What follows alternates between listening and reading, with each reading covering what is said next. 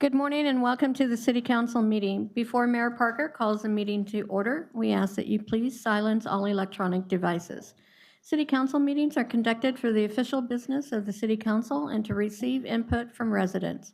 Members of the public attending City Council meetings shall observe rules of decorum and shall not engage in disorderly conduct that interferes with the ability of others to observe or participate in the meeting without disruption or fear of intimidation, threats, or hostility. Speakers who engage in any conduct or encourage such conduct that interferes with the meeting, including loud and prolonged yelling, screaming, clapping, or other noise-creating acts which make it difficult for the City Council to conduct or continue with the meeting, will have their mic muted and will be removed from the chamber. For those of you who have requested to speak, there are 2 podiums in the chamber. Each podium has a countdown clock located to the speaker's right that will indicate how much time is remaining. A bell will sound when you have 30 seconds left. Before you begin your comments, please state your name. Thank you. Good morning, and I'll welcome you to your 4 City Council meeting. Call us to order. Today's invocation will be provided by Rabbi Brian Zimmerman from Beth El Congregation. Please rise for the invocation and remain standing for the pledges of allegiance. Mayor Parker, members of the City Council, other guests, thank you for the honor of offering this morning's prayer.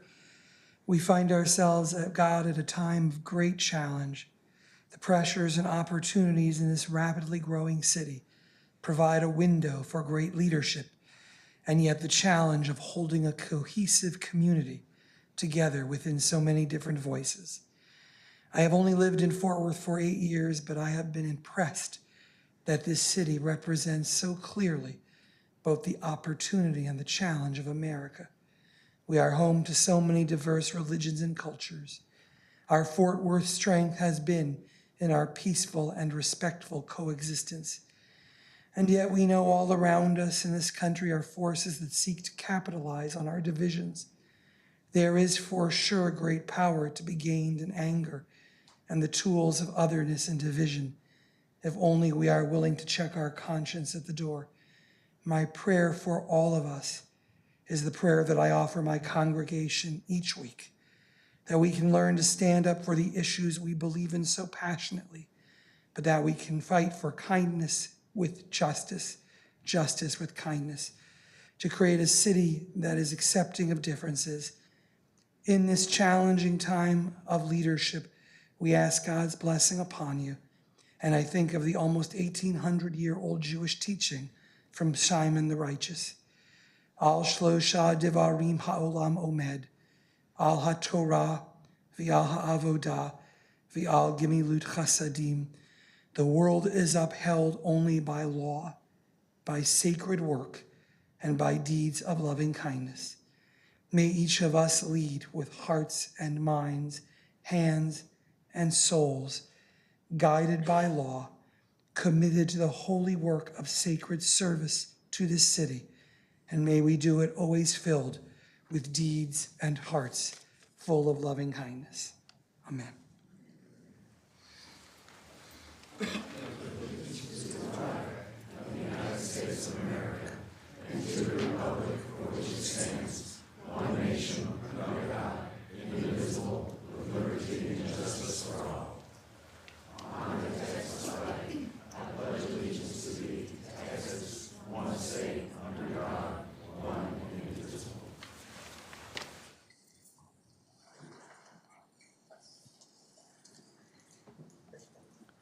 Our first items will be special presentations, with the first one being recognition for Veterans Day.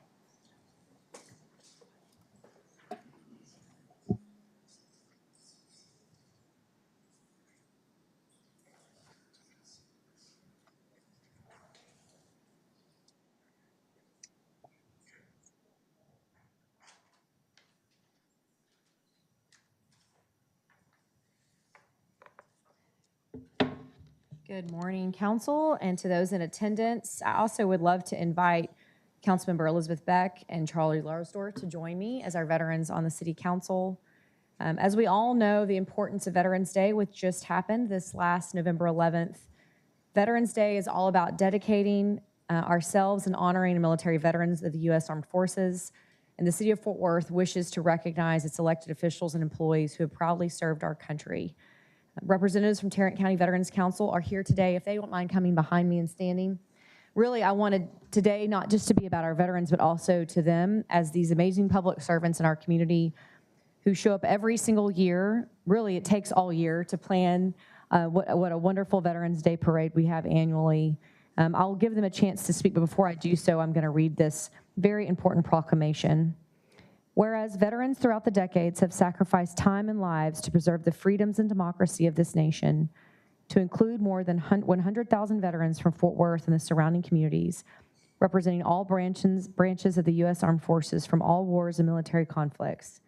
And whereas the 2024 Tarrant County Veterans Day Parade observance in the city of Fort Worth has been designated by the Department of Veterans Affairs as a regional site for celebration of its veterans. And whereas this year marks 175 years since the first military outpost was established in north central Texas, on November 14th, 1849, the U.S. War Department officially granted the name Fort Worth to the post near the confluence of the West and Clear Forks of the Trinity River. Whereas, offering respect to those who have worn and currently wear the uniforms of our military services, remind our citizens of the courage and sacrifices made by the countless men and women who have willingly and resolutely endured so much to preserve America's cherished way of life. Now, therefore, I hereby recognize November 11th, 2024, as Honor All Veterans Day in the city of Fort Worth, and encourage all residents to recognize the valor, courage, and sacrifice of our patriots. If you've not been to the Fort Worth Veterans Day Parade, Tarrant County Veterans Day Parade, I encourage you to do so. It is always a great time. This year, I was joined by Charlie Larsdorf and Senator Kelly Hancock. Councilmember Beck was also in attendance, and so many others of you who participate. And it's always fun to see so many people lining Forest Park, but it's my understanding maybe next year we're going to move back downtown. If one of you would like to speak, Dan or Bruce or whomever, please take the microphone. Please go ahead. Thank you very much. My name is Bruce Silsdorf, and I try to maintain the website and do a little communication effort for our organization. And on behalf of the council, I'd like to say thank you to the city for your never-ending support, the Fort Worth Police, Fire Department, first responders. We simply couldn't make the parade possible without your help. Thank you. Anybody wants to speak? No? Okay. I'm going to take one picture, if that's okay. Ready to hold this?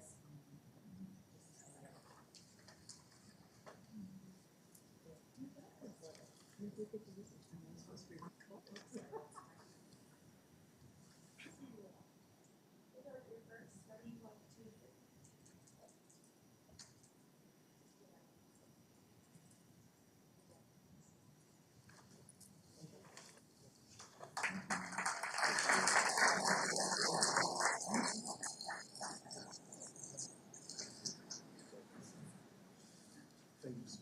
Appreciate it. So I think we also have City of Fort Worth employees that are also a part of our veteran community. If you don't mind, please standing for us today, that would be wonderful.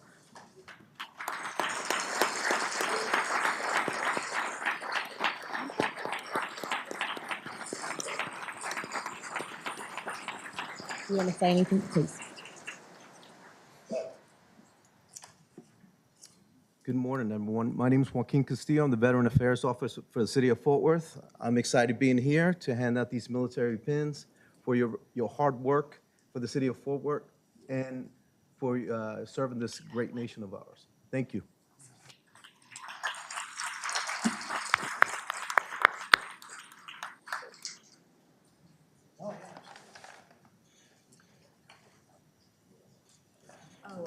Oh, yes, of course.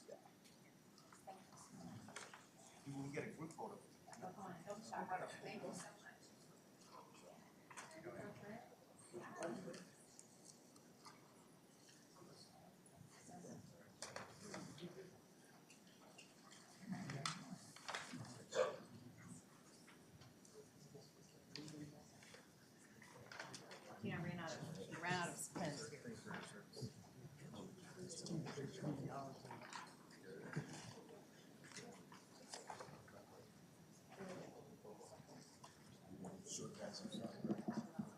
Who needs to get one? Don't be scared, you guys can move forward. Yeah. You guys come in the front, come in the front. Thank you for coming. Hey, how are you? Heard that before.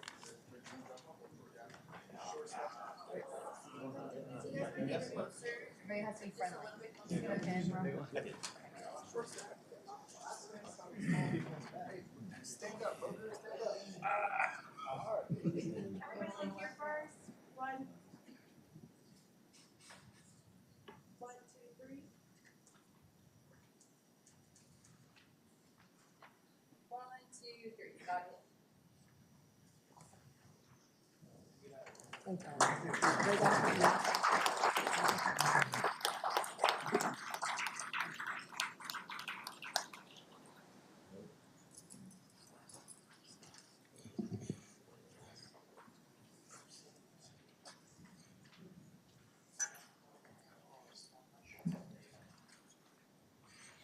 Next will be recognitions for the Trinity Valley School girls field hockey, volleyball, and cross-country teams. Councilmember Crane, I think you've got these awesome young women to recognize. Yes, I'm going to introduce some amazing young women here. I'm going to call some names out. If y'all just want to come up to the podium, I'll do that from up here. But we've got Trinity Valley School Head of School George King and Athletic Director Brandon Palomo that they're here in the audience. If y'all want to kind of start making your way up. But the Trinity Valley School, the SPC Southwest Preparatory Conference 3A champions are here. The field hockey, as you mentioned, volleyball and cross country. Field hockey, you've got the coach, Claire Pierce, and you've got 6 team reps, Claire McKnight, Maddie Grau, Rowan Regan, Georgia Hoskins, Maddie Spence, Mary Fay. Volleyball, you've got, I don't think your coach came, She did not. You got the team reps, Blake Corder and Sloan Unell. And you've got Hadley Langston, who's all SPC, and Caroline Huseman, who's all SPC, as well as cross-country coach Aaron McNabb and SPC 3A champion Courtney McCracken. Let's give them a round of applause for all the... Got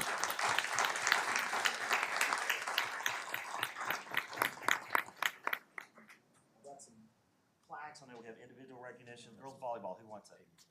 All right, you got it. Field hockey. Here you go. All right. And then we got, where's Courtney? There you are. Congratulations.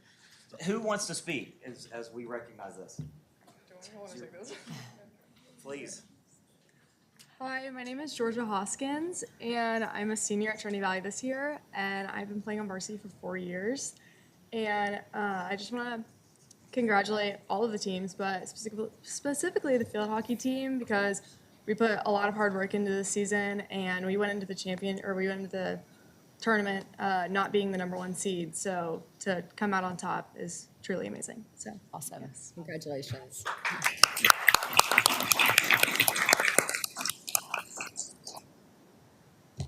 Hi, I'm Caroline Huseman. I'm a junior on the TVS girls volleyball team. And I'm just wanted to thank you all so much for having us today. And I'm really proud of us this year because this is our 3rd state championship in a row, actually. And we didn't have any seniors on this team this year, so we really had to work together and come together as juniors to lead the team. And it all worked out, and we continued to win. So Awesome. thank you.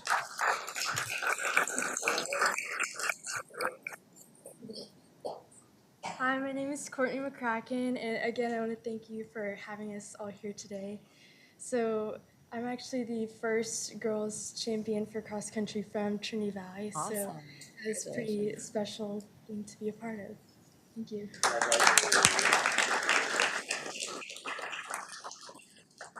Good morning. I'm George King. I'm the interim head of school at Trinity Valley. I just want to say on behalf of the community how proud we are of all of our athletes, but especially our championship winners. I've had the opportunity to watch them compete throughout the season, including the championship games. And from the pre-K students all the way through the seniors, faculty and staff, everyone is proud of them, their coaches, the trainers, and the athletic director, and everyone who had something to do with their success. Thank you. Thank you. Please, yeah. Mayor Parker, members of the council, thank you very much for having us this morning. And to Mr. Crane, Councilman Crane, thank you for setting this up. I appreciate that. I just wanted to say how appreciative we are of this opportunity, and just to have this group of athletes is such a special and a rarity. And as good as they are as competitors, they're even better people. So I look forward to seeing the great things that they're going to do and the positive impact they're going to have on their communities for years to come. Thank you very much.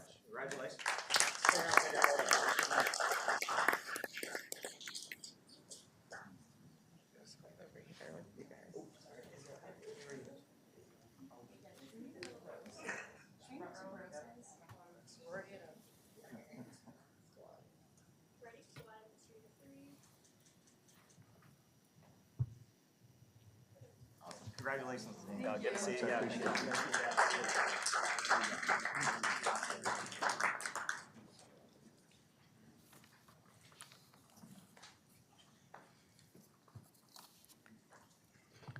Next will be items to be withdrawn from the consent agenda, There are no items to be withdrawn from the consent agenda, items to be continued or withdrawn by staff. and there are no items to be continued or withdrawn. Mayor, that gets us to the consent agenda speakers. Thank you. Our first speaker is Bob Willoughby, followed by Adrian Smith.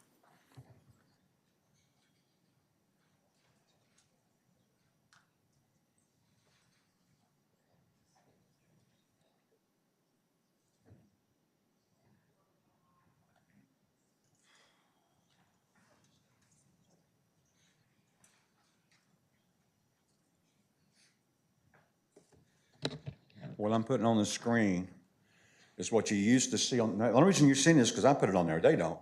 Since Matty Parker's been mayor, you don't see on the screen what they're voting on. Now, before that, 50 years, they always put this on the screen, and Mary would read it off too. But there's what we're talking about, what I'm talking about, so you can see. I'll put it up there. And this is MC, and it's about the lawyers getting money, outside money, our money, okay? Now, this thing on the short-term rentals, I don't understand.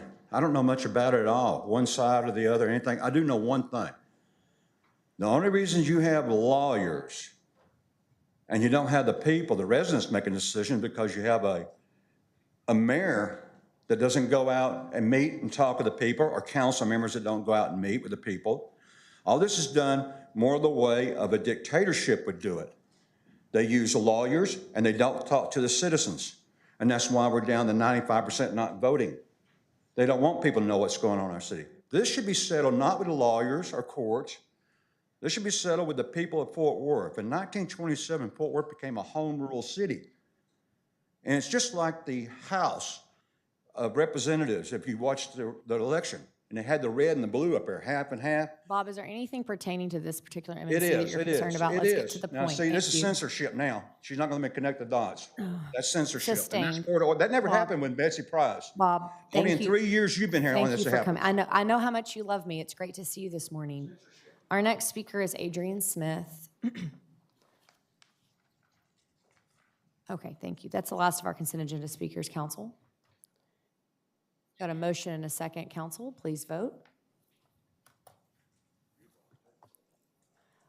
All in favor say aye. Aye. Any nays? Motion carries. We'll move into council announcements next, correct, Jet? Yes? Yes. Okay, perfect. Councilmember Flores.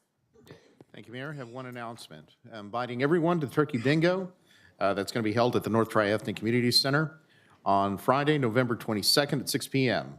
at 2950 Roosevelt Avenue. And they throw a great, mean bingo. So it's very competitive. You can go ahead and win turkeys, other prizes. And the staff is really, puts on a great show for the residents and for the attendees. So hope to see you out there. Again, Friday, November 22nd, Turkey Bingo at North Tri Center. And that's all I have.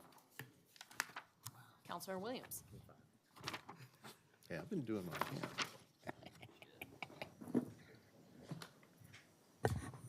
my, Yes, I just wanted to, give me 1 second.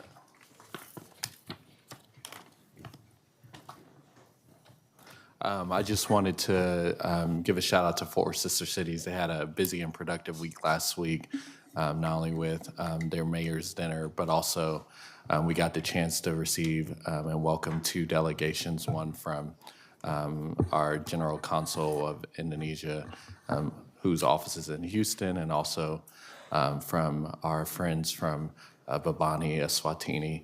And so it was really a productive week, and I'm really grateful for the longstanding partnership that we have with our sister cities all across the world. Next slide. I also want to take a moment to honor Pastor Landon Pickering.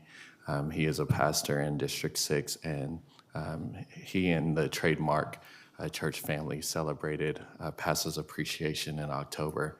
And so we had a chance to stop by and talk about a bunch of things, but it was really great to reconnect and hear about the amazing work that he's doing in ministry in our community. Secondly, I want to shout out Crowley ISD. As a proud alum, we are Crowley Pride Unified. Both teams successfully won by district championships and are on their way to the second round of the playoffs. Both won really big, so hopefully that is a good sign that we'll go deep in the playoffs this year. And so if you didn't get a chance, or if you did get a chance to attend the game, let's keep up the Panther Pride and Eagle Pride by supporting our kiddos as they compete in playoffs. The games will be this weekend, and you can get tickets on Crowley ISD's athletics website. I just want to point out my son is 5 months old, and he's already eyeing down a trophy. So at 20 pounds and 5 months old, it looks like he's on his way to being left guard.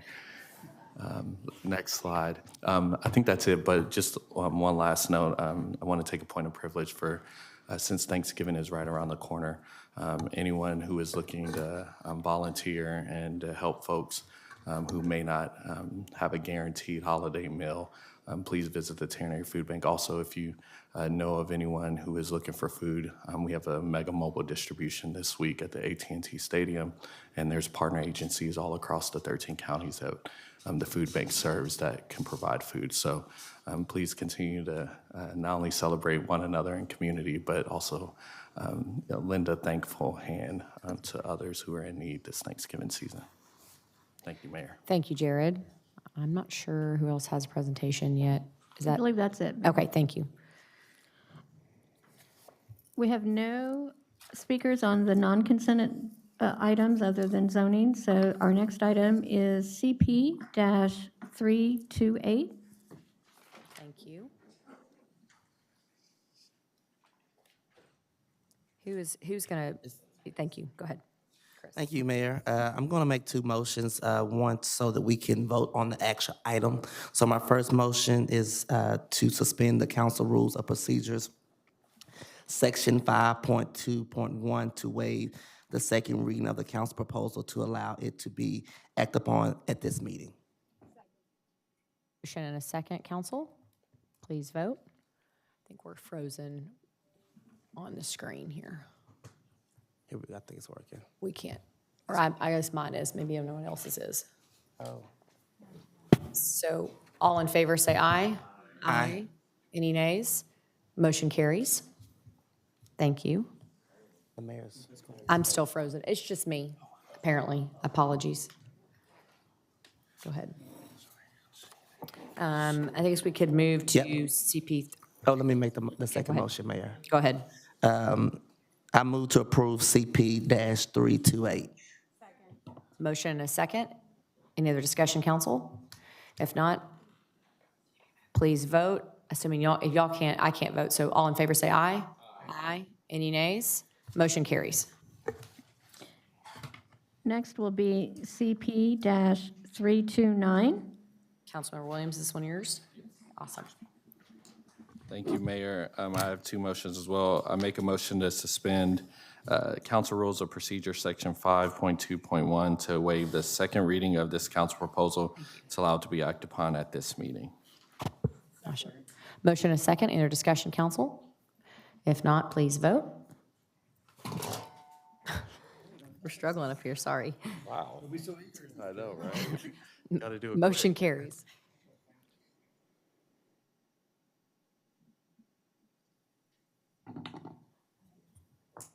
My second motion, I move to approve CP-329. We've got a motion and a second. Council, please vote. Motion carries. Next item will be ZC-24-115. Thank you, Jeanette. We have a few speakers on this item. The first is Daniel Smith, followed by Mary Margaret Lemons.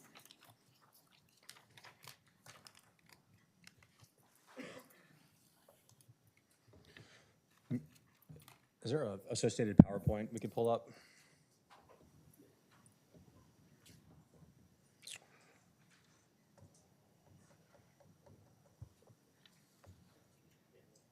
Thank you. Mayor Parker, council members, my name is Daniel Smith. I represent Ohala Partners, the applicant for this case. This is the proposed redevelopment of the Springs in partnership with Fort Worth Housing Solutions. The Springs is two separate properties, this case Spring Hill ZC 24-115, as well as the next case, which is Spring Glen. They are both operated as one property right now, although we would like to redevelop them together.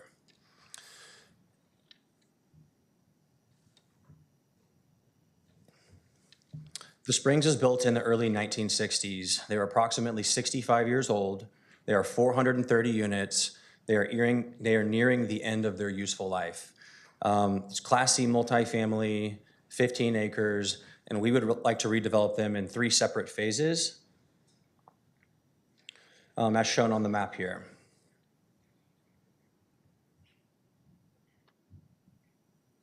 Sorry, my slides seem to be out of order. Well, I'll just have to go for it. Sorry. So the property is located, if you look at this map right here, you can see Spring Hill to the south and Spring Glen in the middle of the page. It's important to note that we are consistent with the adjacent land use around us. We're surrounded by apartments and commercial buildings. It's also important to note that the City of Fort Worth Comprehensive Land Use Plan shows high-intensity mixed use for the future land use for the property. We like this development because it also has no single-family adjacency. The Springs is a proposed Class A, 5-story, mixed-use, mixed-income redevelopment. We envision each phase having approximately 300 units and incorporating all of the Class A amenities that we need to compete in the market rate and mixed-income space in Fort Worth. This is similar to all the other amenities and finishes that we have in our other apartment complexes, which consist of a large clubhouse, business center, fitness facility, as well as ample green space for our residents. This shows a site plan of the first 2 phases, which shows our proposed green space, of which we've been working on with the community. The community outreach, I'm sorry, y'all, this is not my presentation I submitted, so I'm trying to. The community outreach for this one has been very extensive. Prior to filing for zoning, we contacted all neighbors in a 60-acre radius around this site. I wish I could show you the diagram here, but it seems to be missing. So anyways, I have our community support slides here. We have approximately 20 neighbors who have submitted support letters. There is some minor opposition, but we've held over 100 phone calls and meetings. I've met with Linwood, West 7th Alliance, Cultural District Alliance. Thank you, Daniel. I appreciate that. I'm going to let you continue. Can you go back 2 slides? I hate to go backwards. Keep going. Okay. Yeah, go. No, keep going. I'm trying to find my community outreach slide, but it seems to have disappeared. Okay. That's helpful. I may have you come back up in a second and ask questions. That's okay. Thank you. Okay, thank you. I use my time. Our next speaker is Mary Margaret Lemons, followed by Ashton Thies. Good morning, Mayor and Council. I stand before you as president of Fort Worth Housing Solutions. We re-entered this partnership in 2018 as an opportunity to be able to use some of the units here to house our veterans who are facing homelessness. So we have 43 units currently occupied by VASH veterans. And so we knew getting into this partnership that it was nearing the end of its useful life and it would need to be redeveloped. And so we were excited when Ohala as our partner came up with the redevelopment plan to bring it up to modern day living standards. 65, built in the 60s, obviously, lots of capital. And we have tools now in the state affordable housing industry that allow us to rebuild this and add density, which is needed, as your own affordable housing study has shown that we need 40,000 units of affordable housing. So we're excited to bring in a mixed income community because it's currently 100% affordable. And as you know, we are very familiar with relocating residents. We will have a comprehensive relocation plan for the 430 residents there today as we move them off-site to be able to redevelop this. We've done that successfully at Butler, Cabell, and other locations throughout the city in our tenure. So happy to answer any questions, but really excited for the new life of the Springs, and we think it'll fit with the neighborhood and everything coming to that district while keeping affordable housing there. Thank you. Our next speaker is Ashton Thies, followed by Juju Schmeltkopf. I probably butchered that.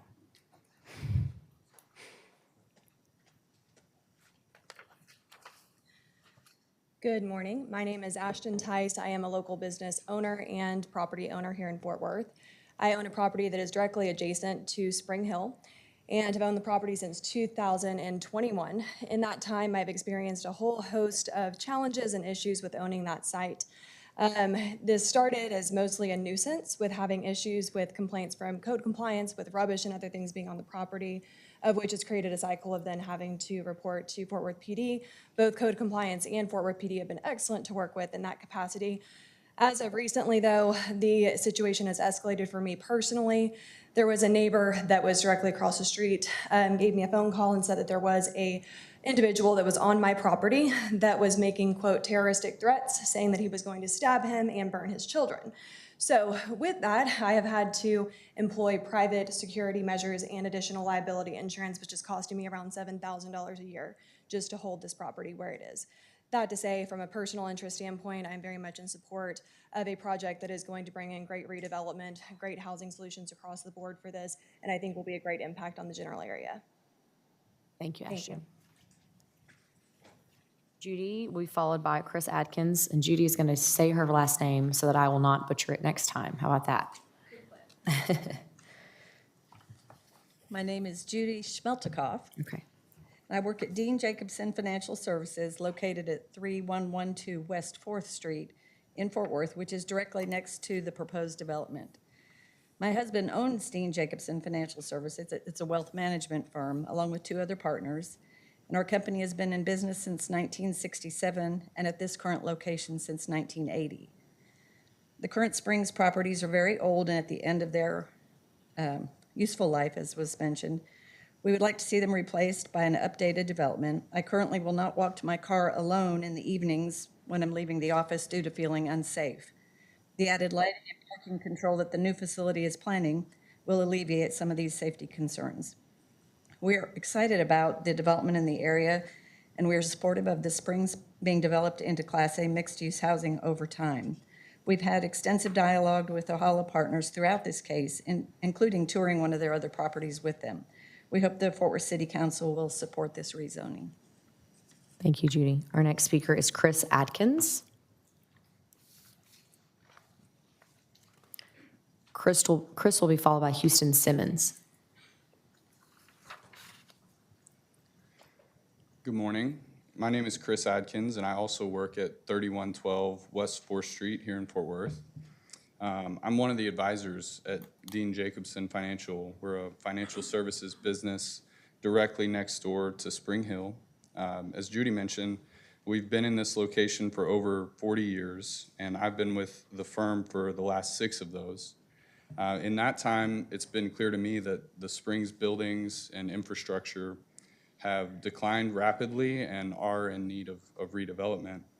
We share a wrought iron fence with that property, and I've witnessed many incidents that are regularly disruptive to our business and the feeling of safety for our employees and clients.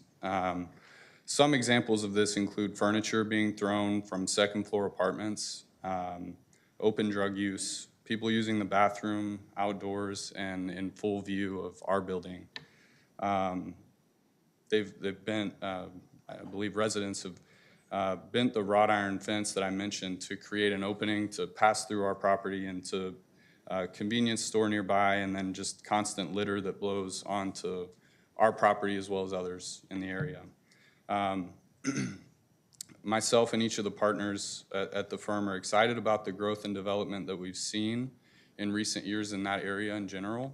And we strongly support this redevelopment, but have also talked extensively with Ohala partners and are strongly convinced that this redevelopment into Class A mixed-use housing in the coming years will be a very positive thing.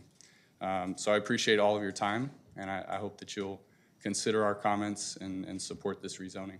Thank you. Thank you, Chris. Our next speaker is Houston Simmons, followed by Chris Turner.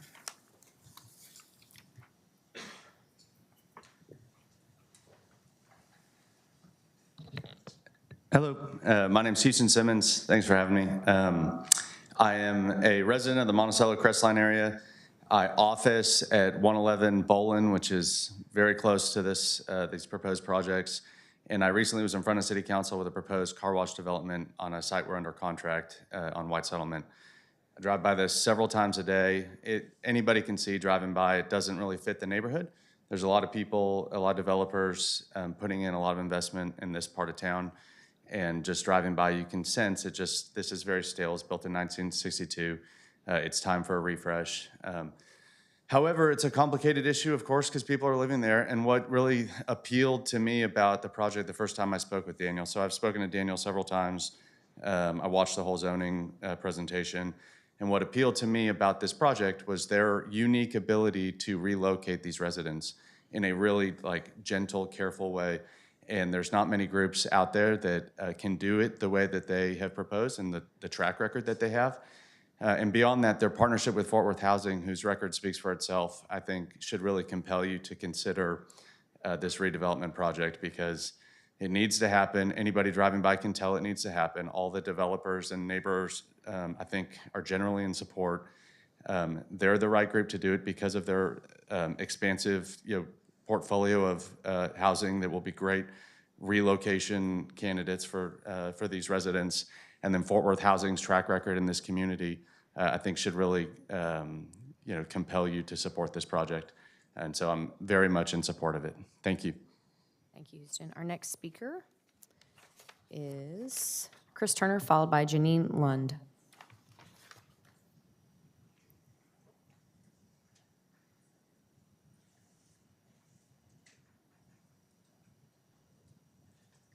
Hello, my name is Christopher Allen Turner. I want to thank the City Council for giving me a chance to speak to y'all.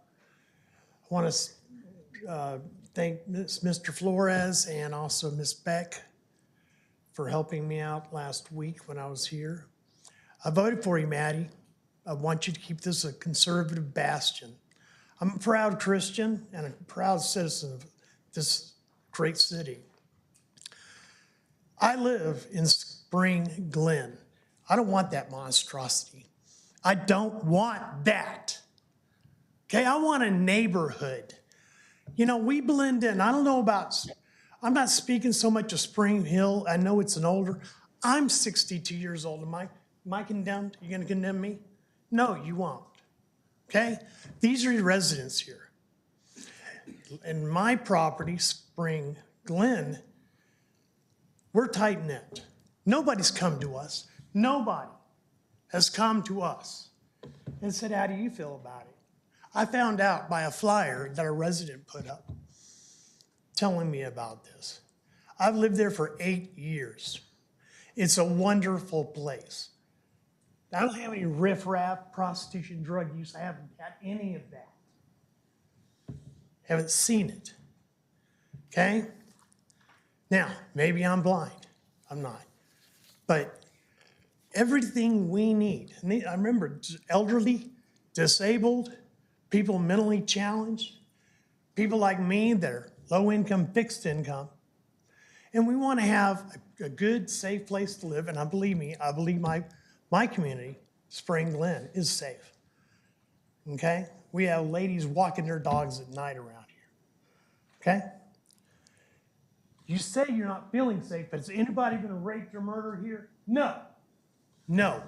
Nobody's been raped or murdered or robbed that I know of any substantial amount. I think that's all wrong. I'm angry. I am. 8 years I've lived here. Now, does anybody own cats or dogs? Do you have pets? Don't you look forward to coming home to your pet and that pet's gonna shower you with love?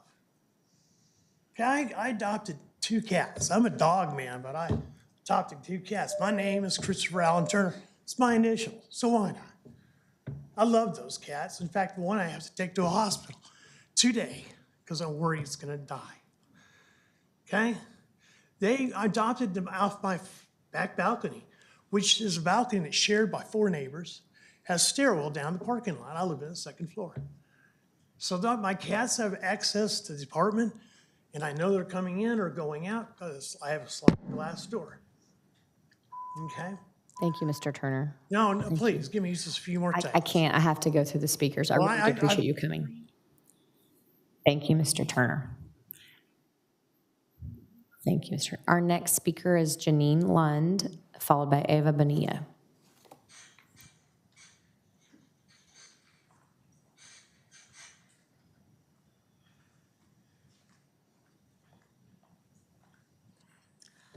Good morning. My name is Janine Lund. I'm a former president of the Neighborhood Association of Crestwood. We are in District 7, Macy Hills District, but we live very close to this project. Our in-person Crestwood meetings are at Central Christian Church, which is right by the project. Just to speak very briefly, I am not in favor of high density.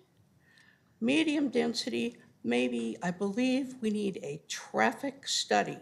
Many of you who have been through the intersection at West 7th and Bailey and University and all that, you know how the traffic is there.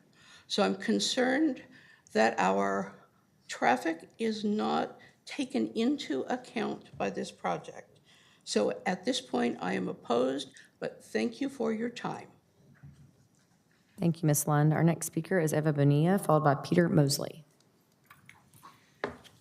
Good morning. And as you know, my name is Eva Sandoval Bonilla, and I am the president of the Linwood Neighborhood Association, right across the street from the Springs. We did meet with Mr.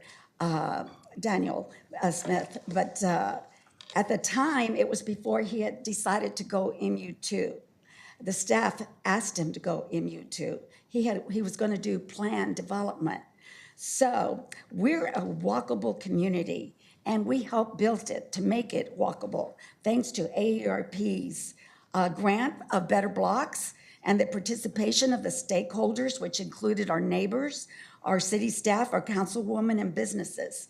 We want Linwood to remain a walkable community, and fear that the increased density of the Springs will increase traffic, cutting through our neighborhood.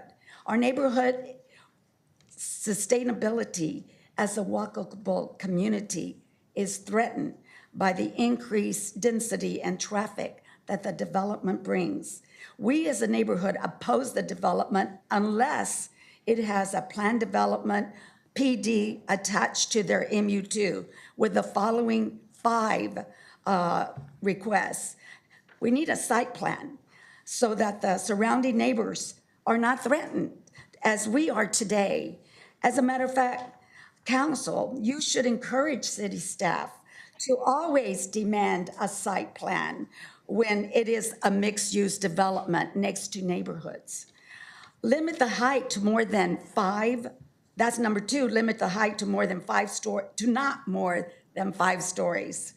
Be mindful of the ingress and egress of this development when you draw the plans, because we don't want traffic cutting through Linwood and destroying it.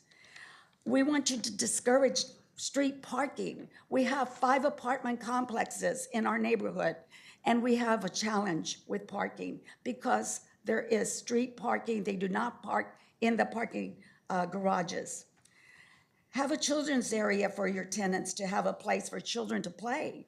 Have a dogs area for your tenants besides a car for each bedroom. Most tenants now have a dog or a pet, and you need to have a place for them. And these are the 5 PD requirements that Linwood asked for, and we need them in order to support it. Otherwise, we oppose ZZ 24-115. Thank you.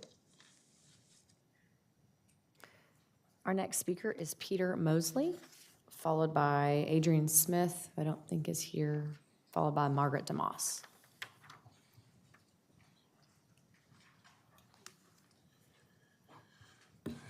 Good morning. So I'm a resident of 3100 Hamilton Avenue. It was reported in the Fort Worth Star-Telegram a while ago that there was very extensive outreach to the surrounding communities. There wasn't any outreach, it was reported for some reason, and it seemed somewhat mysterious to the reporter who was writing the story to the residents. I actually found out through the Fort Worth Star-Telegram story and handed out flyers to several of the residents. I found out that there's several concerns. One is that currently there's a 60% of the median income is kind of used to determine rent and eligibility to live at the Springs. This would raise it up to 80%. It would make the housing more expensive. There's a shortage of affordable housing options in the area, and so this would make that much more challenging for the residents. There aren't really good alternative options that they can afford in the area. A lot of them experience high financial hardship. They're worried about the moving logistics. They're worried about being able to afford the higher rent when the building is, completed. They're worried about where they're going to be located, their own personal stability. Several of them have disabilities and are on a fixed income, so they're worried about, they have those concerns as well.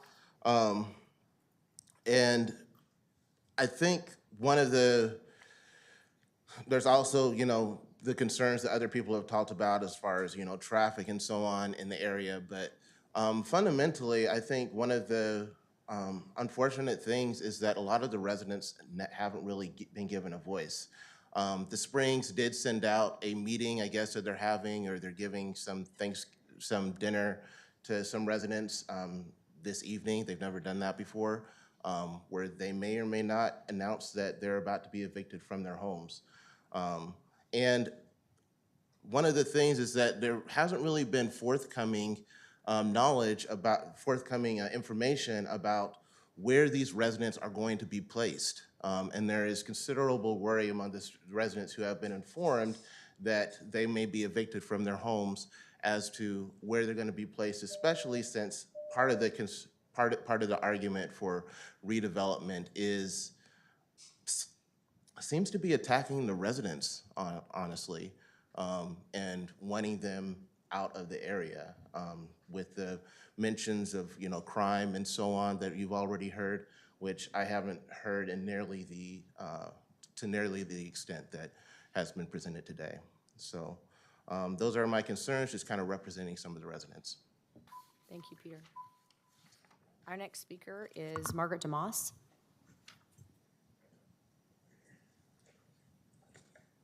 Good afternoon, Council. Good morning. I'm Margaret DeMoss, a volunteer board member representing the West 7th Neighborhood Alliance. I reside at 2600 West 7th Street. The West 7th Neighborhood Alliance urges you to reconsider the proposed MU2 zoning for these properties related, in both these cases, 115 and 116. At the zoning hearing in October, we requested a 30-day delay to allow the developer to provide a site plan to include restrictions in both height and density for these properties. The proposed zoning change before you today is unrestricted MU2, which would allow for 10-story buildings with no setbacks or open space for landscape and tree preservation. Immediately east to this proposal lies the West 7th Neighborhood Alliance, which is in District 9, with over 1,000 individually owned homes and approximately 5,000 and more growing multifamily units. People live, work, and play in this neighborhood. To the west of the project across Bailey and District 7 are historic and vibrant single-family neighborhoods, which will also be impacted by this rezoning. While we support a council amendment that could restrict the height to both of these sites for up to 5 stories, and of course, we'd love more green space, we remain concerned about the future development of all of the properties bounded by White Settlement, Bailey, and University. Without a master plan for this area to accommodate the future traffic, the potential increase in stormwater runoff, which we already have a problem directly across the street in Linwood, we cannot support further zoning applications in this area for MU2 or UR without site plans. And I'll save the remainder of my comments for the next case. Thank you. Thank you, Margaret.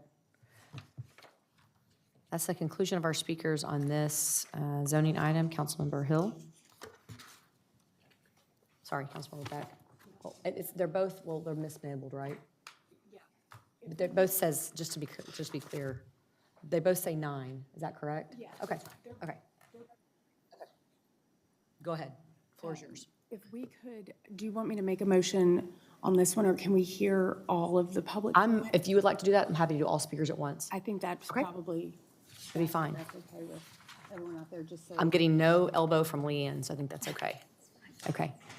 So our next speaker on this, so just to be clear, we're going to go ahead and do all the speakers for both of these zoning cases. These are companion cases. Our next speaker is to Mary Margaret Lemons.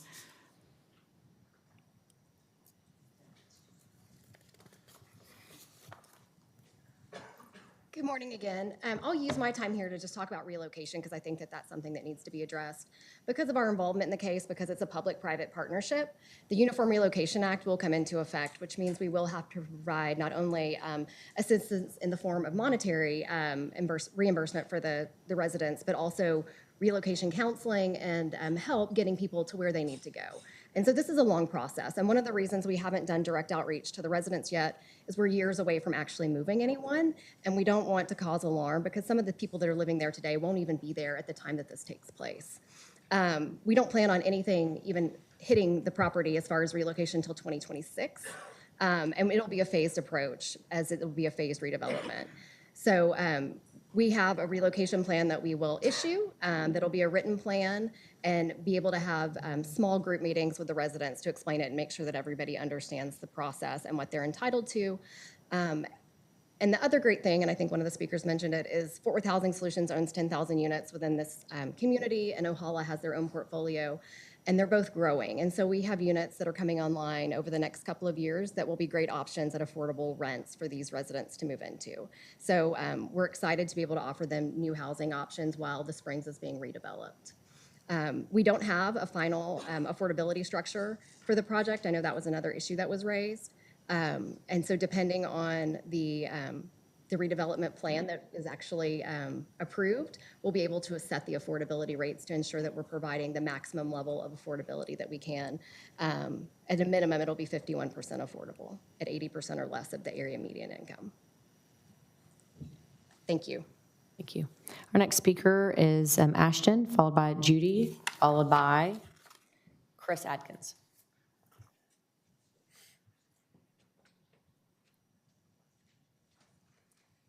Thank you again. Ultimately, all I'd like to add to this is I do think that this is a great project of redevelopment that is going to help so many different levels of the community here in this area. Ultimately, real estate comes to a point where it is beyond its reasonable use and deteriorating. And ultimately, this is going to be a change that is going to have to happen in collaboration with local members and the city and our different divisions as well. So that to say, overall, I know that there are different feedback items in terms of height, green space. We are all big fans of green space. I certainly support that as well. But I do believe that Ohala Partners has been extremely intentional in their development of this project and are willing to work with the community to make sure that it is something that does make as many people happy as possible. Thank you. Jude will be followed by Chris Adkins and then DeGale Davis.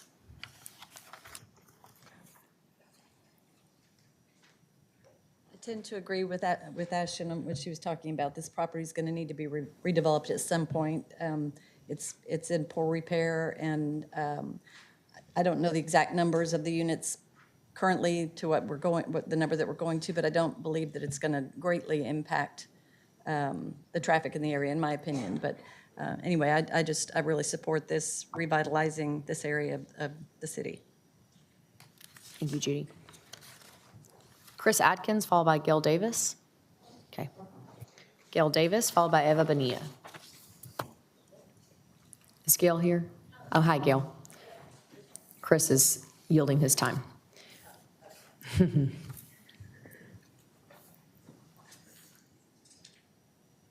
Thank you. I'm Gail Davis, and I am from the Crestwood neighborhood. And I am here to ask you, as we have been here before and asked for a continuance, to have a traffic study done, to have an environmental impact done. And I thought that was required by developers to provide, but yet we don't have one that I know of. And I know they've talked about outreach to the residents close by in the neighborhoods. Not much that I know of. Crestwood, of course, wasn't, but I don't think much outreach was done for anybody to explain what they actually want to build. We're asking for you to deny the MU2 zoning because that's just, sky's the limit. It's too much density, too much overpopulation in that small area there, that block area. And it will negatively impact the neighborhoods with all the traffic, like people have brought up many points. Where's the parking? Where's the green space? How are people going to coexist with a high-density, overpopulated little area like that? I think it will really ruin the traffic flow.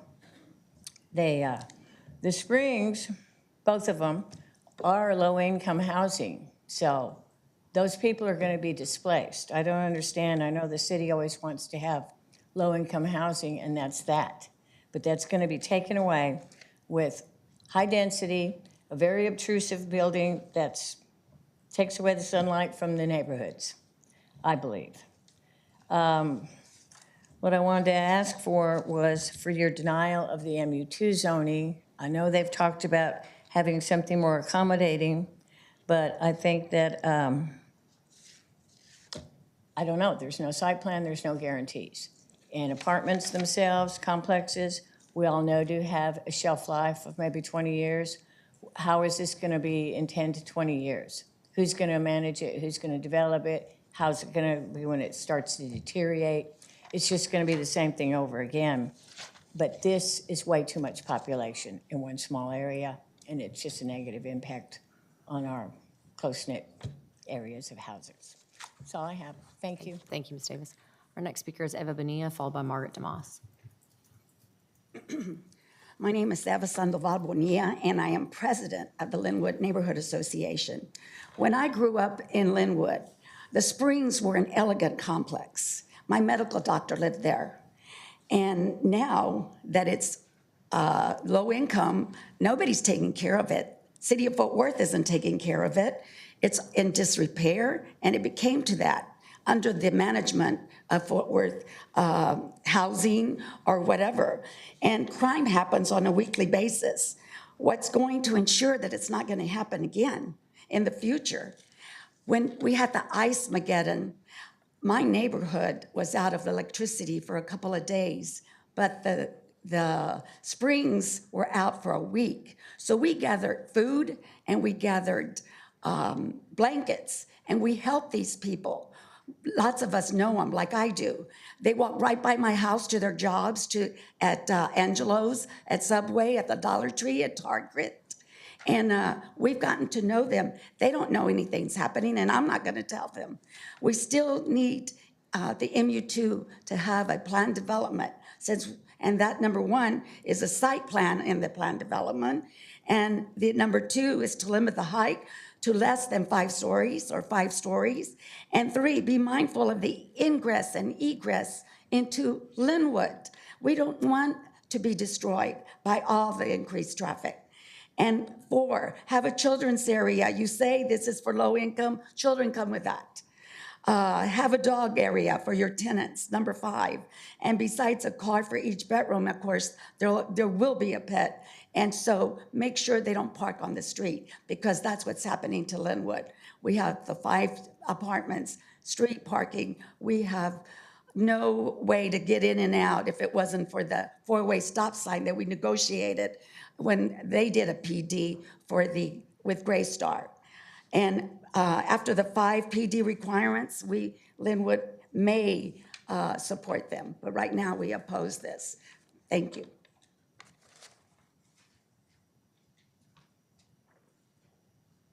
Again, Margaret DeMoss, I live at 2600 West 7th Street, which is 1 Montgomery Plaza, and I represent the West 7th Neighborhood Alliance. We understand that the comprehensive plan calls for more density in this area, and as West 7th area residents, we purposely chose to live in an urban village with density. But from the experience of the past 15 years, we can tell you firsthand what it is like to live in a large area of transition from single-family, multifamily, commercial, and industrial zoning to MU2 and the similar UR. MU mixed use is described in your city code under the introduction of its purpose and intent, and I quote, "Streets, plazas, parks, and other public spaces should be comfortable and inviting. Buildings fronting those spaces should be active and visually interesting at the pedestrian level," end quote.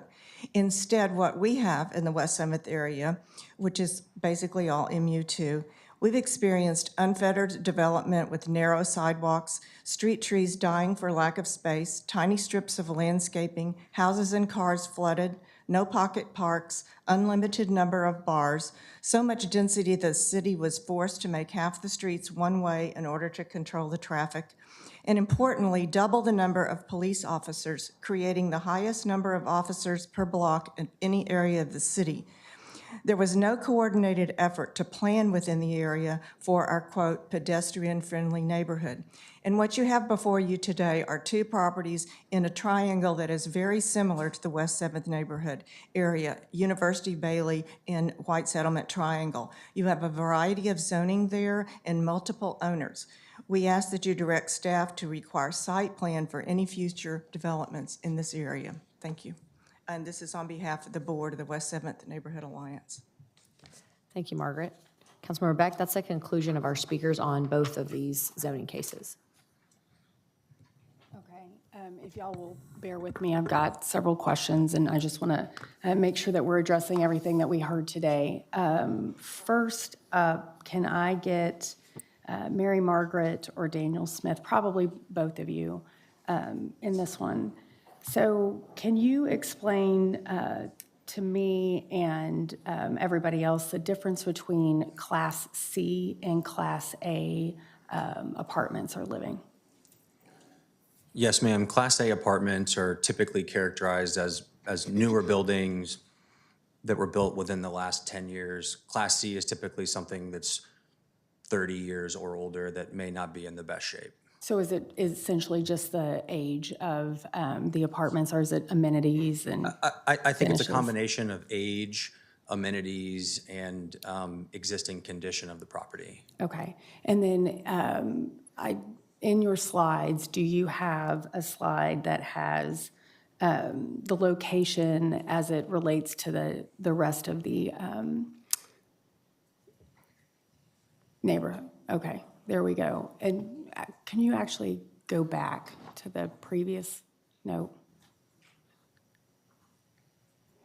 So what I want to get an idea for is where the closest single-family neighborhood is. And if you could describe, we can see it here, but not everybody understands what those numbers are, or I'm sorry, those letters are. So if you could just give us a brief understanding of what surrounds both Spring Hill and Spring Glen. Yes, ma'am. If you look at Spring Hill, the lower property, and you look just north of it, you see D, that is high-density multifamily. You see G, that is intensive commercial. North of that is a planned development. Over by Spring Glen to the left. If I could, Yeah. can you tell us what is actually there, right? So like if we look at that D. Here, I can mark on here. Thank you. So Spring Hill, okay? Just north of that is D, which is high-density multifamily. Next to Spring Glen is MU1, which is mixed-use apartments. E that is neighborhood commercial. So if you look around the site, there is no single family in this pocket bound by Bailey University and White Settlement.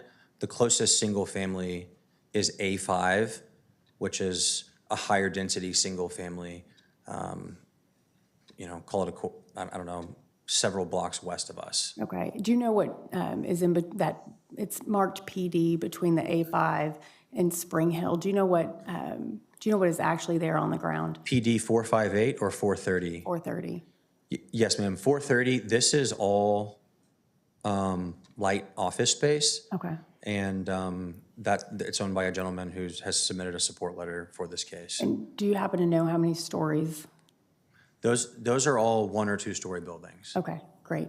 And then Mary Margaret, I heard you say that there are 43 vets living there now, and you talked about how the transition to relocate residents really won't start until 2026. Between now and then, are you renewing any leases? I guess what I'm trying to get is there going to be some natural attrition of a dwindling down of residents there?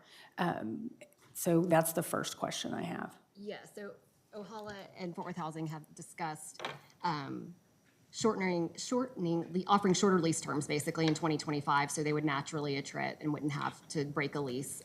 Obviously, we wouldn't charge any fees to break a lease if they wanted to stay throughout the whole time, but we will let everybody know the plans and what's coming so they can make a plan for themselves. So for those folks that their lease ends a month before the closure, will they get relocation assistance as well? Yes, there's a whole process, as you know, as an attorney. URA is very complicated and it requires several general information notices and specific 90-day notices prior to even allowing anybody to move. Okay. So they would have to waive the 90-day notice in order to move before then. Okay, and then these, currently, they are deeply affordable. They're 30 to 60%. There's 60, it's a 100% 60. Oh, it's 60? Yes. Okay. And so do we have other 60s in the area for these folks to transition to? My concern is that they're able to find something that's of similar affordability. So we have units at 60 and lower AMIs coming online across the city. The immediate area, obviously, we only own a couple of projects in that certain, within a couple miles, but we have things downtown, near Southside, as you know, and then things further out all throughout the city. Daniel, will Tobias be online by then? Yes, ma'am. And as you know, Councilwoman Beck, and I think it's important for the council to know that Ohala Partners, we are pro-affordable housing. We are, I think, by far the largest private owner of affordable housing inside the city of Fort Worth. So we have market rate housing, we have mixed income housing, we have low income housing, we have permanent supportive housing. I think we have something in every single council district. We have 5 properties under construction right now, one of which is Tobias Place, which has the same affordability with 58 units actually being deeper. So the truth is from like a resident outreach and from an ability to relocate standpoint, there is no one more equipped and better than the combination of Fort Worth Housing Solutions, which is by far the largest owner of low-income housing in the city, and us. And so for us, again, and I understand a lot of the residents' concern, the reality of it is that zoning is kind of step one for us, and it'll probably take us 24 months to still put a business plan into a point where we can even really sit down and have intelligent dialogue about relocating folks. And so do you have a plan? I know 24 months seems like a long time, but it'll come by quicker. Do you have a plan when you're going to start engaging with the residents? It's clear they already know that something is happening. And so I'd like to know what that plan is to engage both now and when the time, as the time draws closer. Yes, if we get our zoning approval today, that communication is beginning immediately, and we'll set up a formal program with Fort Worth Housing Solutions that has quarterly updates. So we do plan to do that. The truth is we're still signing 12-month leases and giving extensions, and although at some point there will be a reduced term, we're not ready to have that dialogue yet. We're trying to keep the property as full as we can until we're ready to move forward. Okay.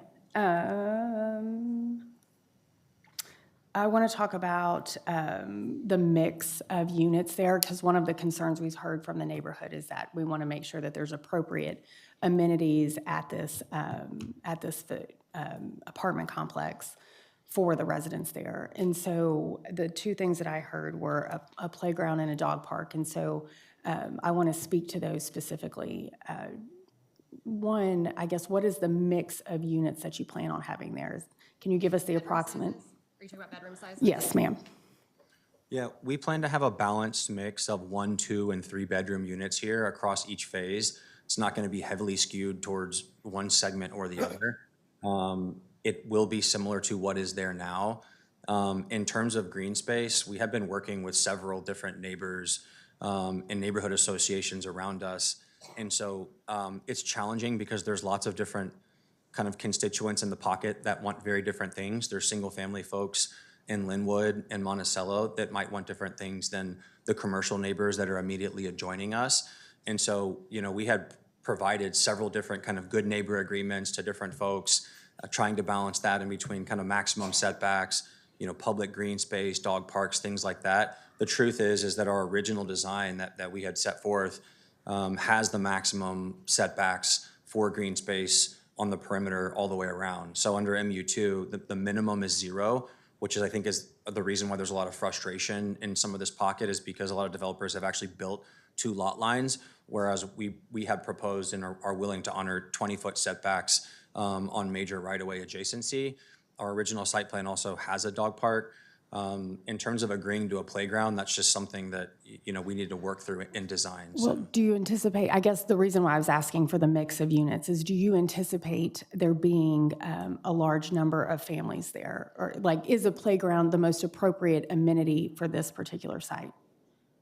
I don't anticipate there being a large number of families here based on the unit mix being largely 2-bedroom units. Okay. We will have some 3s, but we're not expecting to have lots of 3 and 4 bedroom units. It's going to be primarily 1s and 2s with some 3s. Okay, so we can agree to additional green space, but we can't necessarily agree to what type of amenity equipment, whether that's a swing set or a grill. We'd prefer not to at this time if possible. Okay. We can agree to continue to work with West 7th Alliance and Linwood as we work through the design process, similar to what we've done in other council districts around the city. Okay, I have some more questions. Sorry if y'all are just patient with me on this, because we've had a lot of community input.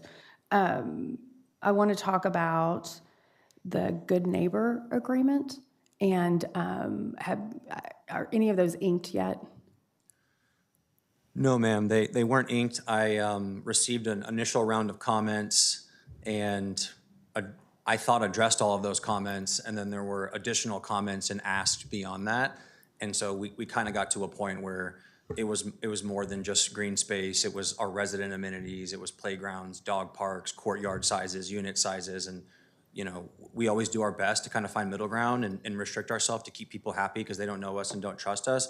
But, you know, ultimately in this specific scenario, no, nothing was signed. What type of information, or what typically are in your good neighbor agreements? We try to include whatever the neighbors want that we can accommodate. Okay. And so in this scenario, it was landscaping setbacks. It was having a green space in between the Spring Hill kind of phase 1 and phase 2. It was a dog park. It was largely all of those things, and we kept saying yes, yes, yes. And then the list just kept growing, and so we were like, well, you know, is this just going to keep going on? So, but you have agreed in that to additional green space, yes? Yes, ma'am. Okay. And then one more question for you, or actually 2 more. So initially you were requesting a PD, and staff made the recommendation that you go to MU2.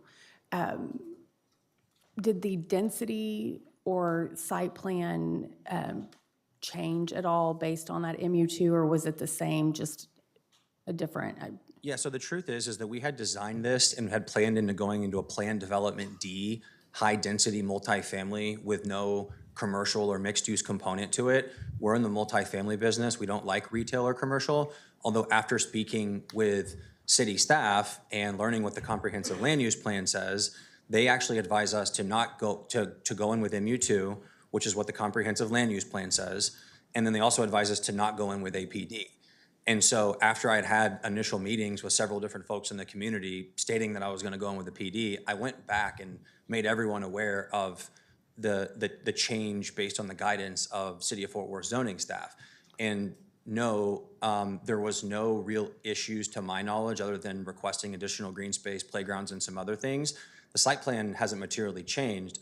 What has changed is what Margaret DeMoss brought up, and is a valid point, is that technically someone could build up to 10 levels here, and we don't necessarily need that. So if that's a type of restriction that we need to self-impose ourselves or to entertain some form of motion, maybe that's a good way to find middle ground. Yeah, there will be a motion to limit the height. I'll go ahead and put that out there. And then you said it's mixed use, so there will be a commercial component. Can you tell me about that, what we expect to have in that commercial component? Yes, we want to have the smallest amount of commercial space available. City staff wants us to activate the pedestrian streetscape along University. So for us, the truth is inside our multifamily development, we have a structured parking garage. We cannot accommodate someone who has a large driver of traffic. And so we largely want very light commercial, creative office, something that has a very low parking usage so that we can keep our residents parked inside the garage, not out on the streets. So office space? Yes, ma'am. And are you willing to restrict that in the zoning? Yes, ma'am. Okay. And then that brings up, you segued nicely into my last question for you, which is on-street parking. So that was one of the 5 things that we heard from the Linwood neighborhood. And having been to Eva's beautiful home, I can tell you that on-street parking is quite a nightmare in Linwood. So what in the site plan, the design, or the operations of that complex are you going to do to deter on-street? So I think the only thing that I can deter is provide a parking garage that provides enough space for all of the residential tenants, their guests, and the commercial users. And so we've done that. It's a full wrap garage. We're not adding any new curb cuts in areas that would, off Bailey where Monticello is. I don't know that I have like a practical or legal ability to restrict on-street parking, given that it's public right-of-way. Although we can certainly click on our My Fort Worth app and report it whenever we see it, because I appreciate that there is a lot of it in this area. Would you be open to having discussions with our development services and TPW about maybe some no parking signs in strategic areas so that we don't see the backlog like we see in Linwood? Yes, of course. Okay, great. Those are all the questions that I have for y'all. I'd like to come on down, DJ Harrell and Lauren Prier, to talk about some traffic real quick.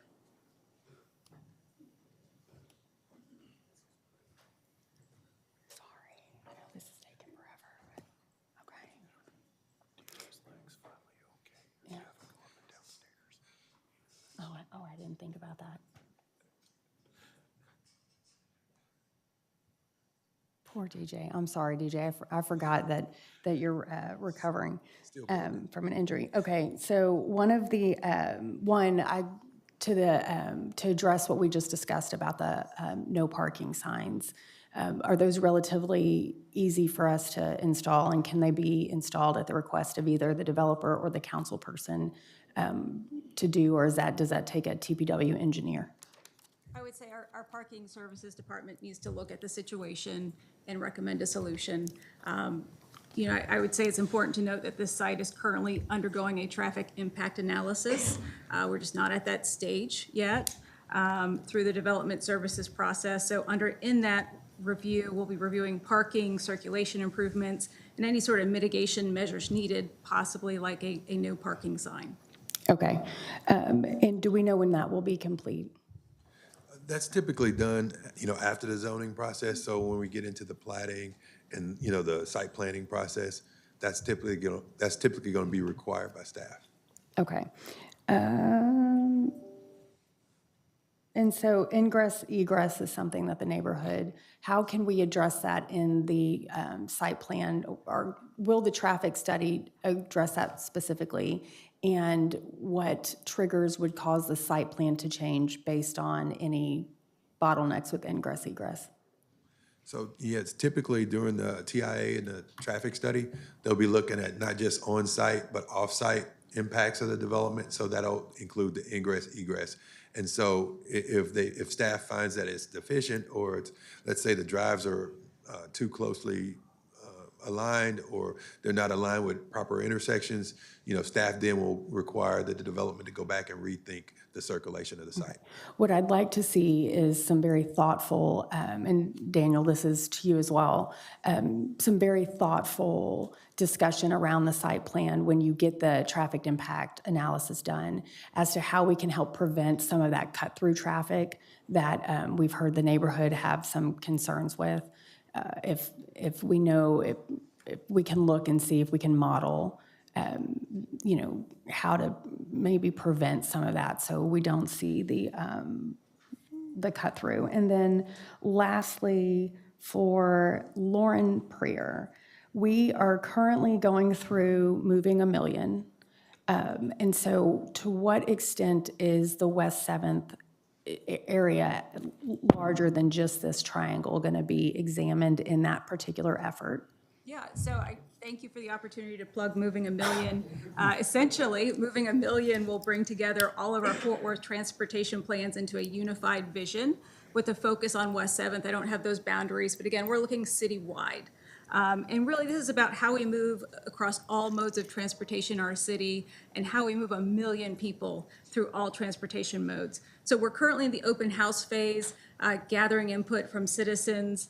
We expect to have an early draft plan in 2025. And please understand that the citizen input will directly influence where and how our leadership invests our transportation dollars. So for more information on that, I'd say easiest just to Google Moving a Million, City of Fort Worth. Okay, great, thank you. Those are all of the questions that I have right now, and I guess I'll let my colleagues ask any questions and then make a motion. Does that work? DJ, I don't want to make you have to go up and down the stairs. Will you address the environmental study question that has come up a couple times? There's questions from residents wondering why there hasn't been an environmental study for the project done. Is this typical? Is it not typical in the process? Well, typically, again, we're just starting on the zoning now, but during the development process is when those things will start becoming required. Once we start talking about, moving dirt, breaking ground, changing around things on the site, that's when, our environmental services, department in conjunction with development services will start to require those type of things. What stage of the process would that take place? That typically takes in the grading. So it's right after platting, the subdivision process. They start the grading the site, and once they start do that, we require a SWIP, SW3P, and at that point is when we start looking at the environmental portion of it. Okay, so we're going through the process in the correct order. We shouldn't jump ahead to environmental before we've been zoned. Right, yes, Okay, ma'am. okay, that was my question. Thank you both. Daniel and Mary Margaret, sorry to make you come up one more time.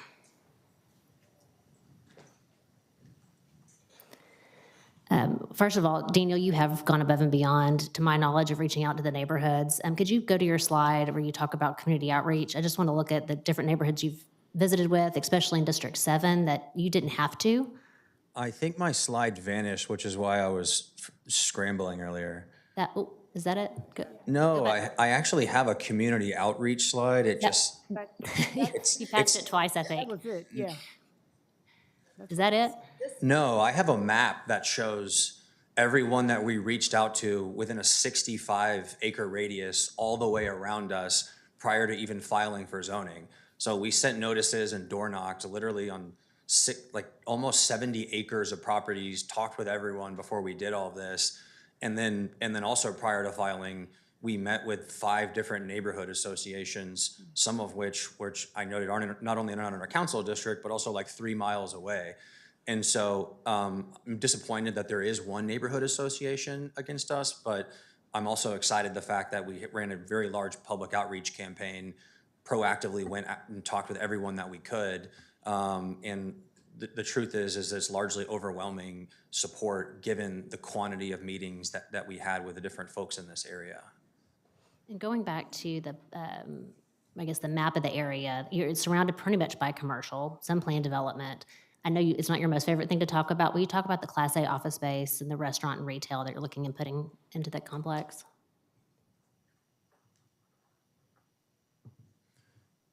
Yes, ma'am. So if you see on here, on the phase one over here, this is University and Bristol Road. So the only commercial use that we've set on our original PD site plan is just right there on University Drive. So this would be a combination of both our clubhouse, our amenity space for our residents, as well as like a commercial creative office component. Okay. And I would encourage you to as Councilwoman Beck mentioned, the traffic and the parking are a huge issue to both District 7 and District 9. So please be just considerate as you're planning to make sure that we're not hindering the neighborhoods with additional traffic and then the cut-throughs. I know that's a problem across the entire city. It's not just D7 and D9, but I want to make sure that we're addressing that moving forward. I had one more question, I think. Oh, Mary Margaret, for you. So when you talk about AMI for the audience, can you talk about, do you know what the AMI is right now in that area? The 80%? So the city's AMI is about 92,000, I believe, right now. Is that right? So it's a percentage of that. So 60% of the 90,000 is what currently is the income limit set at the property. Okay, 60% of 292,000? No, 90,000. No, 90,000, sorry. Yes. Okay. And then as you're doing. Don't quote me on that because there's like some more numbers that I'm rounding, but. Yeah, like very high level ballpark. Yes. The property is 100% income restricted to folks that make at or below 60% of the area median income. So let's just say that it's $45,000.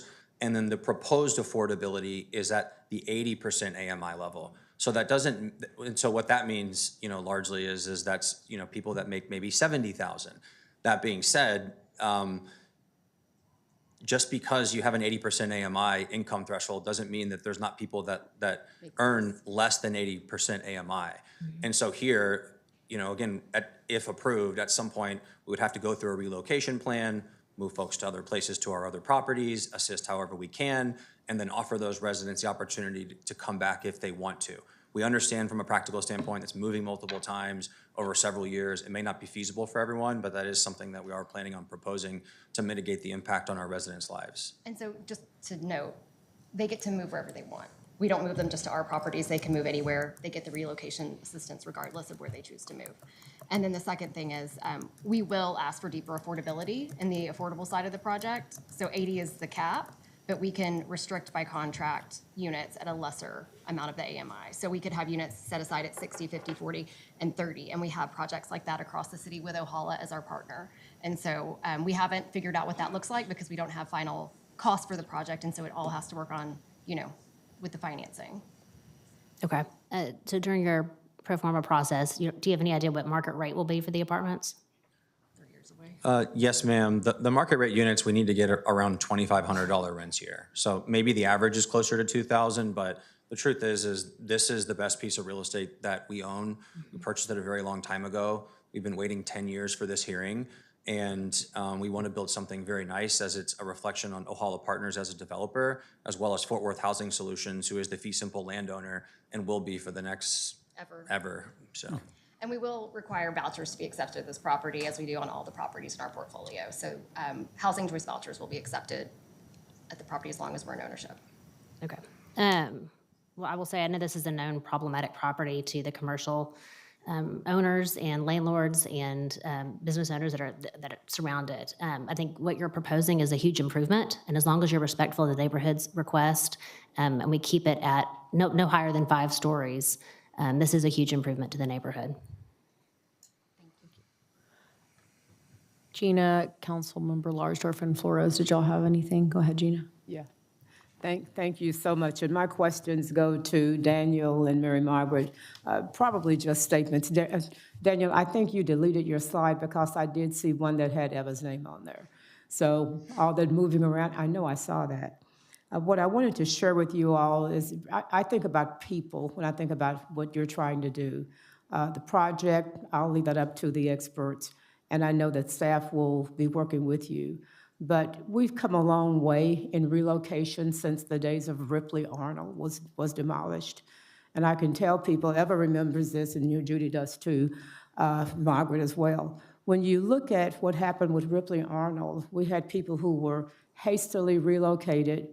Housing Authority put them out in Tanglewood. There was no bus service. And being chair of the T-board, we started getting calls, and we had a knee-jerk reaction, and we got bus service out there. So we've come a long way.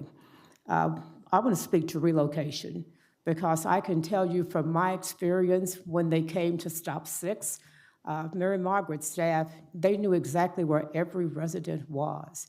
They actually shepherd these people. They formed a neighborhood, I think you call it a tenants association. And in that case, the Housing Solutions tenant association groups were more organized than most neighborhoods were, where you had property owners. And so we were very, very pleased with the way they relocated the people and made sure they could get back as soon as possible. Now, because I had Mr. Babers as my consultant, Babers had been the regional head of HUD for this entire area, I guess 5 states up under the Bush administration. We knew that it was going to take 2 years to get people back. And if you couldn't get them back in 2 years, meaning if you couldn't start building within 2 years, they weren't coming back, and that was fine. You know, we account for that. But it's important to me that you're speaking quality. When I hear Class A, that lets me know you're really trying to make this work. The neighborhood associations in my area where Cowan Place first went had the same concerns. They did not want any unit too high. As a matter of fact, they tried to limit Cowan Place to, I think, 2 stories, maybe even 1. And we just said, no, we're not going to do that. And now you can see, if you drive around Stop 6 at night and you know where Rosedale is and where Berry is south of Rosedale, you can see the light tower. It has become a beacon in the neighborhood, and the building there continues. And so I appreciate the way you guys at Housing Solutions usher people back and into their community if they choose to come back. I am concerned, however, when I listen to communications involving the property owner, the developer, and city staff, sometimes there's a disconnect there in terms of what the community wants and you want to give it, but staff says, no, we have a different idea. I don't know if that's good or bad, but that's always been a communication gap for me. And so my advice to you is, if there's something that comes up and you've made the agreement with the stakeholders to say, yeah, it's a good idea, but somebody on city staff working in a basement somewhere has a better idea, you need to communicate that, because if not, you're going to get blamed for that. I have never been on different sides with my 2 girlfriends here today, but I'm going to support this just because I've seen your track record, Mary Margaret. And it helps to have the head of Fort Worth Housing Solutions, who used to be the attorney for Fort Worth Housing Solutions. And that has made things better for us in my community, and I can speak as well as what I've seen in District 8 as well. So you've got my support. Keep working with the people. When you come back, bring that slide. Okay? Thank you. Yes, ma'am. Thank you, Councilmember Larsdorf. I will be brief. So typically, the council members, they know their district better than others, and that's certainly the case here, where council members Beck and Hill, they certainly know the area, the concerns there. So I can't speak to that at all. But what I can say is that I do know Mary Margaret and I know Daniel Smith, and I can't think of 2 better partners that we could have in this area for a critical need for affordable housing. And what's most important to me is responsible development. Like Daniel alluded to earlier, they actually have development in District 4, and it's honestly been a godsend up there. It's beautiful development. It's done right. It's done well, and it's intentional, as someone mentioned earlier. So it's intentional, it's deliberate, it's not just thrown in there just to be thrown in there. Your community outreach in District 4 was outstanding, and I have no doubt that it'll continue to be the same here should this get approved today. And so for that reason, you'll have my support. So good luck today. Councilmember Williams, do you have anything? Yes, ma'am, thank you. I'll be supported today, but I do have questions just kind of for the broader conversation. You mentioned that the rent will be $2,500. How does the vouchers work, and how much are the residents who are currently living there paying? So $2,500 is the top end for a market rate unit. I think the question was how much were the market rents. Currently at the 60% AMI rent level, I don't know what the high-end restriction is here, but the average rent in place across both springs is around $900. 900 currently, or 900? It's currently $900 at 60%, yes, sir. Could you do a back of the napkin math at 2,500, what the rate would be for? So the 80% AMI rents would probably be closer to around 1,400. Okay, great. it's a kind of broader context discussion, but one of my concerns is just affordability across the city. Knowing that $2,500 gets you an apartment and I pay mortgage that's $2,500 with a detached garage. I'm really concerned about the next generation of working class people and whether or not they'll be able to own a home. I'm also concerned about whether or not the folks who've built their lives here for 8 years plus are able to return back to the place and be able to afford the same place that they call home and have to move so far away. And with transportation not being where we want it to be as a city, that makes it increasingly difficult for working class people who are trying to make ends meet and doing everything they can to do that in a very tough time. So that's a broader discussion for us as a council. This is a great project nonetheless, but those are the things that keep me up at night wondering how do I do my part on council to ensure that folks can flourish in Fort Worth. Councilmember Flores. Thank you, Mayor. I'm going to direct my question to you, Daniel. I know that you have interacted to a great degree with staff, and during the PDC and other staff interactions, this probably came up. Were there any comments from staff regarding stormwater runoff with the additional, impervious surfaces that you're going to build right here? Did that come up as a concern, or again, within the capacity of what you're building on the site, can that be handled?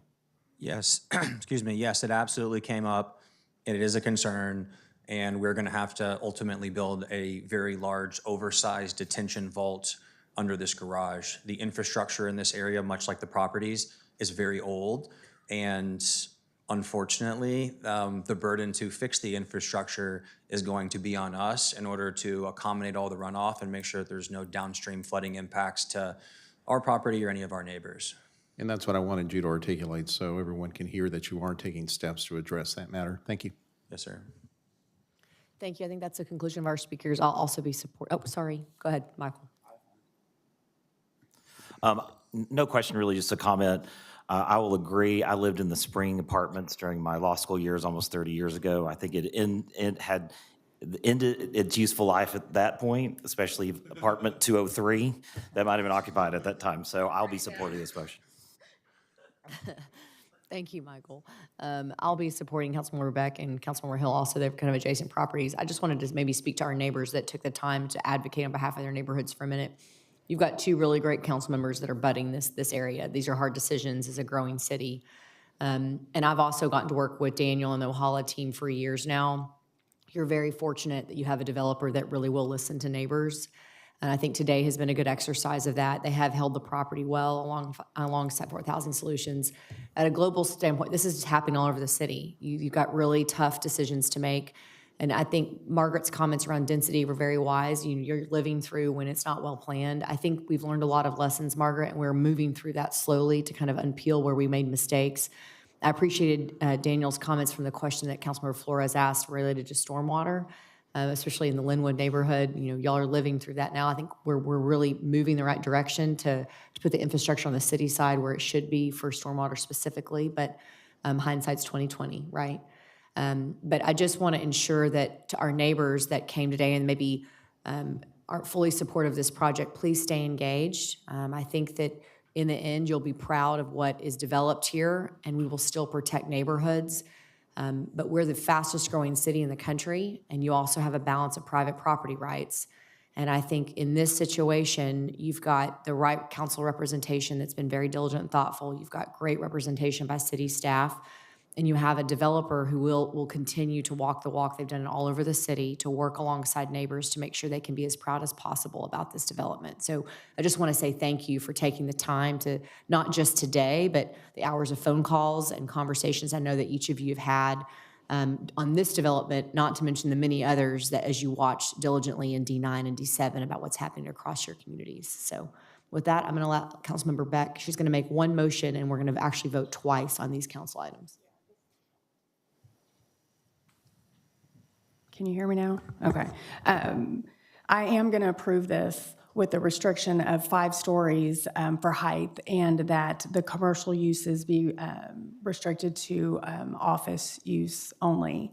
As for the other concerns about ingress, egress, street parking, and the amenities on the site, what I'm going to ask is to be a little more hands-on than I typically am in the development process.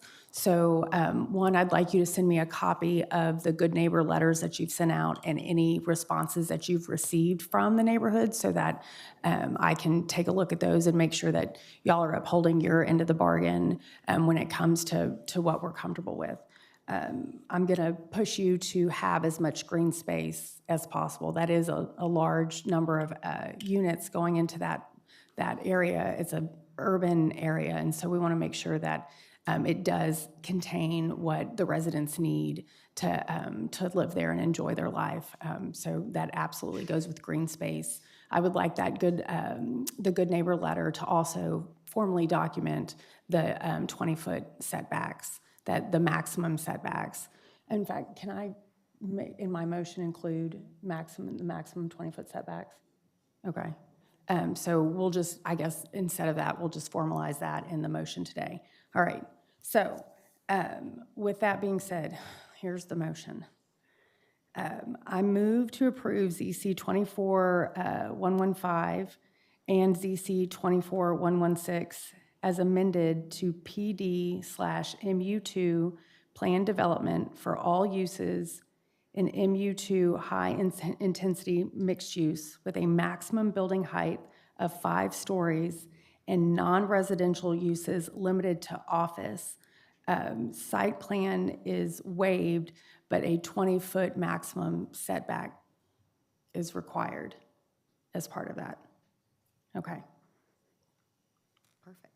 Got a motion on the floor, council. Got a motion and a second. Any other discussion?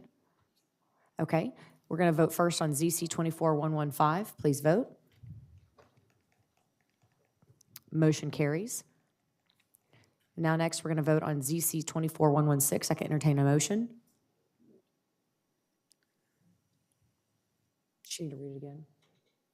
No, you're good.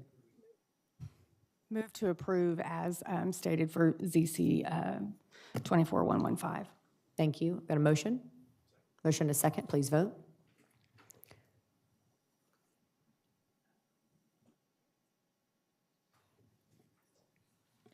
Next item will be MNC 24-1008. Thank you. This is Councilmember Hills. Motion and a second. Please vote.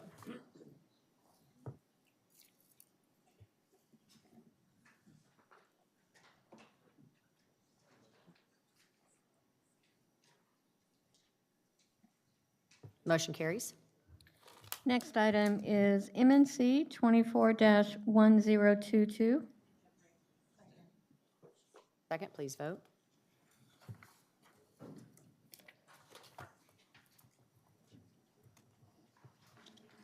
Motion carries. Next item is MNC 24-1020. Motion and a second, please vote.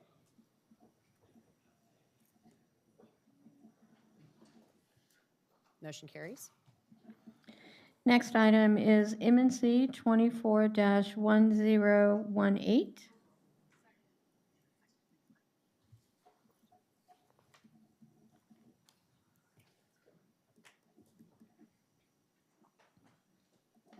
Motion carries. Next item is MNC 24-1025. Move for approval. Motion and a second, please vote.